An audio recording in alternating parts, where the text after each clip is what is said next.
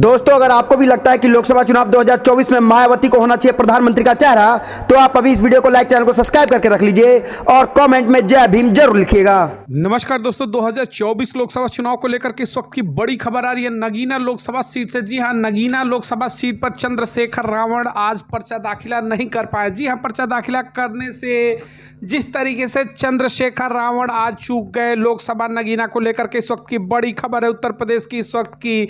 जिस तरीके से चंद्रशेखर रावण 2024 लोकसभा चुनाव को लेकर के नगीना लोकसभा सीट को उन्होंने चुना था और आज अपने दल बल के साथ, अपने लोगों के साथ, समर्थकों के साथ जिस तरीके से चंद्रशेखर रावण वहां पर पहुंचे पर्चा दाखिला करने के लिए, लेकिन वो पर्चा दाखिला नहीं कर पाई। इस वक्त की सबसे बड़ी खबर है चंद्रशेखर रावण को लेकर के 2024 लोकसभा चुनाव को लेकर नगीना लोकसभा सीट से। जैसे ही चंद्रशेखर रावण बाहर निकले, उन्होंने बड़ा बयान दे दिया मीडिया के ऊपर। जिस तरीके से उनके बयानों को लेकर के इस समय पूरे देश के अंदर चर्चा शुरू हो गई है। यूपी में खास तौर से इस समय राजनीतिक गलियारे की भी हलचल तेज हो चुकी है। जिस तरीके से चंद्रशेखर रावण का पहले दिन पर्चा नहीं भर पाया। जी हां, जिस तरीके से नामांकन की प्रक्रिया मैं आपको बता दूं कि पहले चरण के चुनाव के लिए जिसमें तमाम नगीना से लेकर के पश्चिमी उत्तर प्रदेश की जो सीटें हैं, 19 तारीख से वहां पर पर्चा दाखिला का कार्यक्रम शुरू हो चुका है। यानी 19 से लेकर के 27 मार्च तक की जो तिथि है, इसमें नामांकन की तिथि है। 19 तारीख से नामांकन शुरू हो चुका है। उसको लेकर के आज जिस तरीके से 21 तारीख को, यानी कि 2 दिनों के बाद चंद्रशेखर रावण नामांकन करने पहुंचे थे। तमाम और प्रत्याशियों ने नगीना में अपना नामांकन जिस तरीके से पहले कर चुके हैं, लेकिन चंद्रशेखर रावण का आज नामांकन नहीं हो पाया। उसको लेकर के चंद्रशेखर रावण खासे नाराज दिखे। जब मीडिया ने उनसे बातचीत की कि क्यों आखिर उनका पर्चा आज नहीं भरा गया, तो वो खासे नाराज दिखे। उन्होंने कहा कि प्रशासन ने बताया नगीना का कि समय नहीं बचा था, वो लेट पहुंचे। चंद्रशेखर रावण से कहा गया कि आप लेट पहुंचे हैं, इसलिए आपका आज नामांकन नहीं हो पाएगा। लेकिन वही चंद्रशेखर रावण का कहना है कि कल वो फिर से आएंगे नामांकन भरने के लिए अपने तमाम समर्थकों के साथ। लेकिन सबसे बड़ा सवाल है कि उन्होंने जाते जाते एक सवाल छोड़ गए जो कि आज यूपी सहित पूरे देश की राजनीति में बहुजन समाज के लोगों में उस सवाल को लेकर के बड़ी बेचैनी बढ़ी हुई है। चंद्रशेखर रावण ने एक बात कहा कि हो सकता है कि मेरा पर्चा भी निरस्त कर दिया जाए सरकार की दबाव में। इस तरीके का बयान चंद्रशेखर रावण के द्वारा आ रहा है, जिस तरीके से कि पर्चा निरस्त भी हो सकता है नामांकन के बाद। जिस तरीके से त्रुटि होने पर पर्चा निरस्त हो जाते हैं, तो उन्होंने शक जताया कि शायद उनको चुनाव लड़ने से रोकने के लिए नगीना में उनका पर्चा भी निरस्त किया जाता है। इस तरीके से किया जा सकता है। इसको लेकर के चंद्रशेखर रावण में के मन में अभी भी संशय बना हुआ है। जिस तरह से आपको बता दें कि 2024 लोकसभा चुनाव की तैयारी में लोकसभा की जो सीट है नगीना की, वो पूरे यूपी की हॉट सीट बनी हुई है इस वक्त लगातार। जिस तरीके से बहन मायावती ने वहां पर अपना प्रत्याशी उतार दिया और नगीना के वर्तमान सांसद यानी कि बीएसपी सांसद गिरीश जाटव को जिस तरीके से बुलंदशहर भेज दिया गया है, यानी कि वाकई में समीकरण जो है इस वक्त बदला हुआ नजर आ रहा है नगीना लोकसभा सीट का। वहीं समाजवादी पार्टी के काफ़ी नज़दीक रहने वाले चंद्रशेखर रावण और कांग्रेस के, उनको यहाँ पर गठबंधन से साझेदार उम्मीदवार नहीं बनाया गया और उनको इंडिया गठबंधन में भी शामिल नहीं किया गया। लेकिन लगातार कैस लगाए जा रहे थे कि हो सकता है कि अखिलेश यादव वहां पर अपना प्रत्याशी न उतार के चंद्रशेखर रावण को समर्थन दे दे। लेकिन अखिलेश यादव से फिर से धोखा मिला है चंद्रशेखर रावण को और चंद्रशेखर रावण के खिलाफ अखिलेश यादव ने वहां पे मनोज कुमार को जिस तरीके से प्रत्याशी घोषित कर दिया, उसके बाद से खासे नाराज दिख रहे चंद्रशेखर रावण।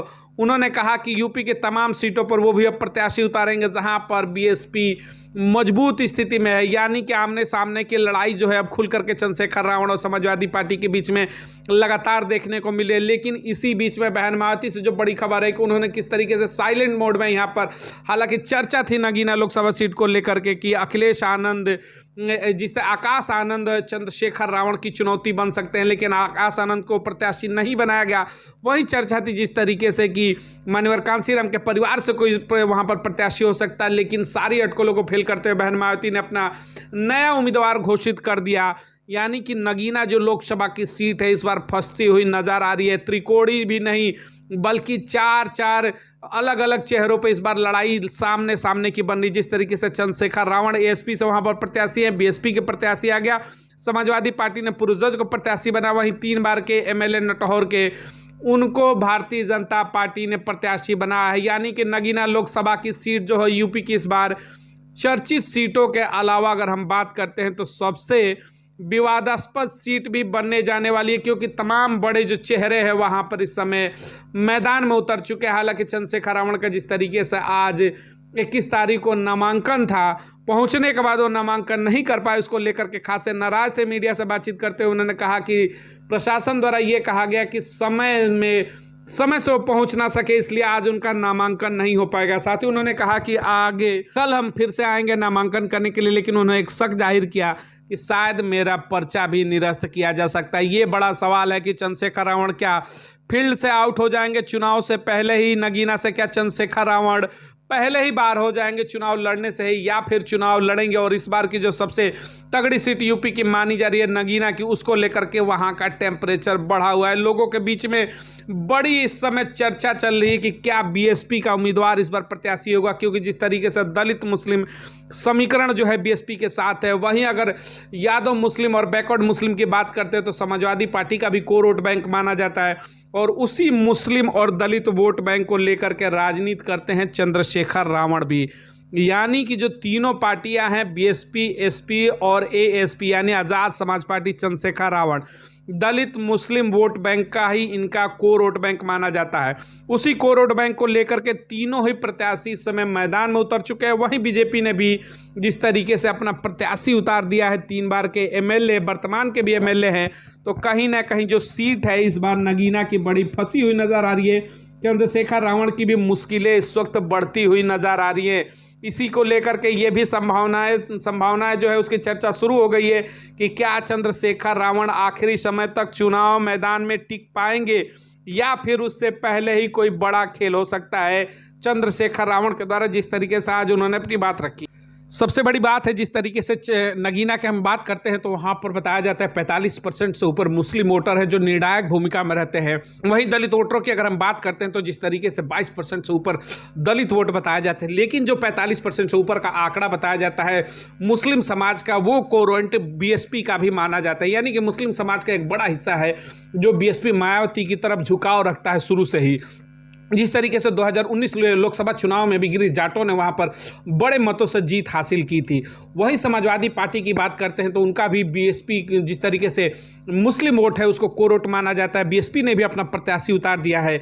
तो इसमें सवाल ये सबसे बड़ा खड़ा होता है तो क्या आज़ाद समाज पार्टी जो बना करके चंद्रशेखर रावण मैदान में इस वक्त उतरे हुए हैं, क्या इनके साथ मुसलमान वोट आएगा? सबसे बड़ा निर्णायक वोट जो बताया जाता है नगीना का, दलित और मुस्लिम।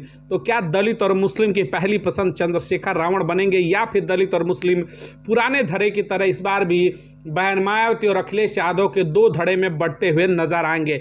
अगर यहाँ पर दलित मुस्लिम वोट टूटता भी है तो चंद्रशेखर रावण के पाले में कितना वोट जाएगा, सबसे बड़ा ये सवाल बनने वाला है। तो बड़ा दिलचस्प होगा कल का दिन। क्या देखते हैं चंद्रशेखर रावण पर्चा दाखिला कर पाते हैं कि नहीं, नामांकन की उनकी प्रक्रिया पूरी होती है कि नहीं।